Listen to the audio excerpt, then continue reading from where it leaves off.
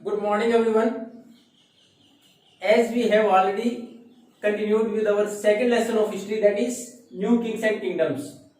Till now, we have discussed how new kingdoms arise during this period, what were their position before came to power, and then after we have discussed about a major kingdom of south, that is Seoul, and we read about the achievements like the bronze sculptures, what was the administration and the condition of the temples, how they built new temples, and what were the different professions arise around those temples.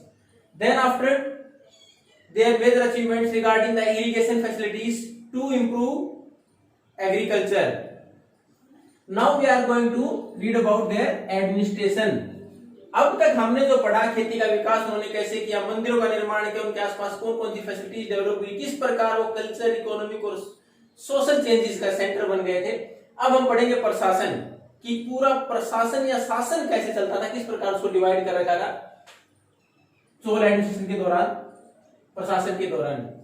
अब जैसे irrigation की facilities बढ़ी, last class में हमने पढ़ा था, तो जो हमारे पास जो पीजेंट वर्ग था, किसान वर्ग था, उसकी क्या है इनकम बढ़ी, दे बिकेम प्रोस्पेरियस, वो थोड़े से और प्रोस्पेरियस हुए. और जो group of settlement of the peasants, जो गांव के जो लोग खासकर किसान वर्ग से थे, सामान्य लोग थे, उनके जो समूह था उसको बोलते थे अर्. जो पीजेंट्स की असेंबली होती थी या किसानों का ग्रुप था, उसके लिए वर्ड करते थे अर् इस्तेमाल. और धीरे धीरे प्रोस्पेरियस कैसे हुए, जैसे इरिगेशन बढ़ी, प्रोडक्शन बढ़ा, उनकी इनकम बढ़ी और वो ज्यादा प्रोस्पेरियस समर्थ होते चले गए. अब कई सारे गांव का, जैसे सभा केवल गांव के लोगों की थी, किसान वर्ग की थी, इसी प्रकार कई सारे गांव की सभा जब मिलकर एक बड़ा रूप ले लेती, जैसे आजकल हम डिस्ट्रिक्ट बोल देते हैं, तो उसको बोला गया नाडू. यानी प्रशासन का काम पहले गांव में अलग अलग सभाएं थी, हमने एक ही पढ़ी है, इसके बाद बाकी पढ़ेंगे. इसी प्रकार गांव के एक समूह को बोला गया नाडू, जैसे आज डिस्ट्रिक्ट बोल देते हैं. और उसका काम क्या था, काउंसिल ऑफ विलेज, गांव की जो परिषद होती, वहां के जो सिलेक्टेड लोग होते, उसके साथ साथ जो पूरे इतने सारे गांव का एक समूह होता, उसकी अलग से परिषद होती, जैसे आजकल जिला परिषद बोलते हैं हम. तो ये मिलकर डिसीजन लेते हैं किसके बारे में, जस्टिस टू डिस्पेंस जस्टिस, की न्याय प्रदान करना अगर कोई इश्यू, कोई डिस्प्यूट अराइज हो जाए. और दूसरा इनका काम था टू कलेक्ट टैक्सेस, कहां से किस प्रकार टैक्स वसूला जाएगा, ये काम भी नाडू. यानी गांव की परिषद, गांव के मुखिया, गांव के महत्वपूर्ण लोग और उसके साथ साथ कई गांवों की एक सभा होती, जैसे आजकल जिला परिषद, उसके लोग मिलकर डिसीजन लेते कि न्याय किस प्रकार प्रदान करना है और टैक्स कहां से किस प्रकार वसूले जाएंगे. अभी जो प्रोस्पेरियस सेक्शन था, इन्हीं में से एक महत्वपूर्ण था वेलाला. ये कास्ट है पीजेंट्स की, एक किसान वर्ग में एक कास्ट थी जो सबसे ज्यादा प्रोस्पेरियस है, सबसे ज्यादा पैसा जिनके पास आया, और इनका प्रभाव डिसीजन में बहुत ज्यादा होता था. ये जो नाडूज के डिसीजन होते, आइदर रिगार्डिंग जस्टिस और taxes, they were influenced by the Vellala caste. तो इसका इतना प्रभाव था कि इनसे ये डिसीजन प्रभावित होते थे, इनका पूरा प्रभाव होता था इनके डिसीजंस में. उसके साथ साथ राजाओं ने भी जब इनकी इंपॉर्टेंस को पहचाना, अकॉर्डिंग टू देयर वेल्थ, क्या आगे मदद मिलेगी इनकी, तो उनको बड़े बड़े टाइटल दिए गए. मुवेंड वेलम, इस टाइटल का मतलब क्या था, a peasant who serve in 3 kingdoms, और 3 किंग्स, 3 राजाओं के दरबार में सेवाएं देता हो. यानी इतना पैसा था, हर जगह उसकी इंपॉर्टेंस थी, इस प्रकार के टाइटल दिए गए. दूसरा अरेयार किसके लिए दिया, चीफ, मुखिया के लिए वर्ड इस्तेमाल किया गया. अब ये तो था हमने पीजेंट वर्ग के लिए पढ़ा. अब उसके बाद दूसरा जो हमारे पास ग्रुप था वो सभा किसके लिए वर्ड इस्तेमाल किया गया, ब्राह्मण्स.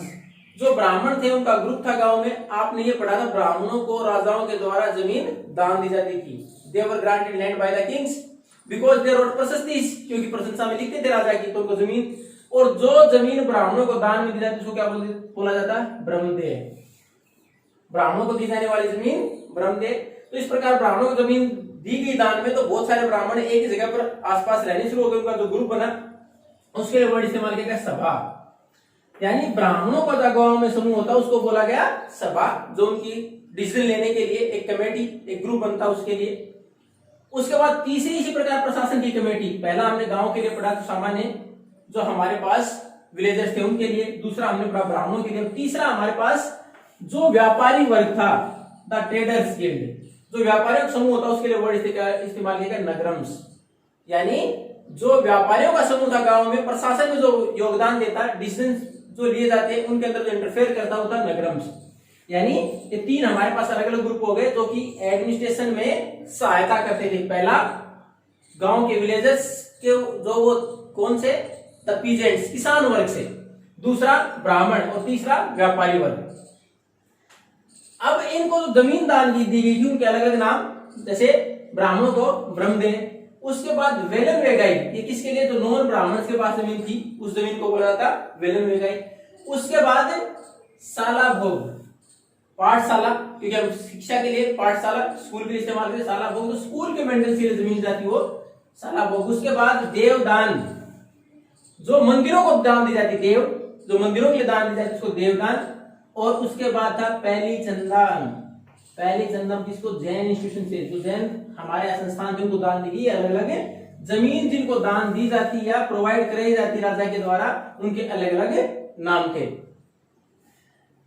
अब ये सारी डिटेल हमें कहां से मिलती है, ये सारी डिटेल हमें मिलती है एक उत्तरेमेरूर, ये चिंगलपुर डिस्ट्रिक्ट है तमिलनाडु का, वहां एक inscription something which is written on hard surface, यानी स्टोन वगैरह पर, मेटल वगैरह पर लिखा जाए, वो हमारी क्या है इंस्क्रिप्शन। तो ऐसी एक इंस्क्रिप्शन मिली हमें कहां से, उत्तरेमेरूर डिस्ट्रिक्ट है, उत्तरेमेरूर जगह है चिंगलपुर डिस्ट्रिक्ट में, कहा तमिलनाडु में, वहां उसमें सबका वर्णन है। उसमें क्या है, एक सभा होती थी जो सारे डिसीजन लेती थी एडमिनिस्ट्रेशन संबंधित, और उसके अंदर अलग अलग कमेटीज होती थी, कौन सा इरिगेशन का काम देखेगी, कौन सा टेम्पल्स का काम देखेगी, कौन सी तो बाकी जमीन ग्रांट दी जाती है उनके बारे में सोचेगी।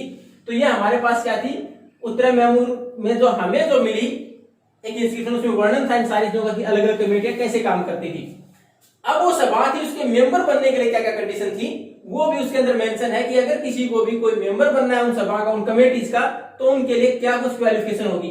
तो उसमें वो जो सभा होती जिसमें अलग अलग कमेटी, उसका मेंबर बनने के लिए क्या था, ओन होम्स, खुद का घर हो, यानी ऐसा कोई व्यक्ति नहीं हो जिसके पास रहने की जगह नहीं हो, खुद का घर हो, जिसकी उम्र 35 से कम और 70 से ज्यादा ना हो, age between 35 to 70, then after they must have the knowledge of Vedas, उनको वेदों का ज्ञान हो, then after they must be well versed in administration as well as honest, वो ईमानदार भी हो और प्रशासन का ज्ञान हो, then after if they were the member of any committee in the last 3 years they can't be the member again within those 3 years, अगर कोई व्यक्ति पिछले 3 साल में भी कभी मेंबर रहा तो दोबारा वो मेंबर नहीं बनेगा किसी भी कमेटी का, किसी भी सभा की कमेटी के अंदर।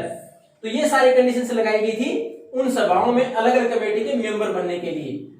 हालांकि ये तो सारी हमारे यहाँ प्रशासन की जो यूनिट थी उसके बारे में, एक और वहां इंस्क्रिप्शन थी उसमें सामान्य जीवन के बारे में दे रखा है, सामान्य व्यक्ति उनके जीवन के बारे में दे रखा है। उसी प्रकार लास्ट में अगर आप बुक में देखोगे तो एक टैंग डायनेसिटी, ये चाइना की एक डायनेसिटी के बारे में 300 साल तक लोगों चाइना में शासन किया। तो आज हमारा जो एग्जाम का पैटर्न है चाइना में बहुत पहले इंट्रोड्यूस हो गया था, उस टाइम पर प्रशासन चलाने के लिए वहां एग्जाम होता था, हमारी तरह जाति व्यवस्था कुछ थी नहीं, anyone can be appear for that exam, कोई उस एग्जाम को दे सकता था प्रशासन में शामिल होने के लिए। वो व्यवस्था काफी लंबे समय तक वहां चली और आजकल भी उसका थोड़ा सा बदलाव रूप आज भी हमारे सामने है। तो ये हमारे पास था जो मिडिवल टाइम में हमारे पास किस प्रकार नए राज्य बने, किस प्रकार उनका प्रशासन था, कौन से महत्वपूर्ण राजवंश थे। ये हमारा लेसन इतना ही था। We are going to provide the question answer later on in the PDF format. Thank you and have a nice day.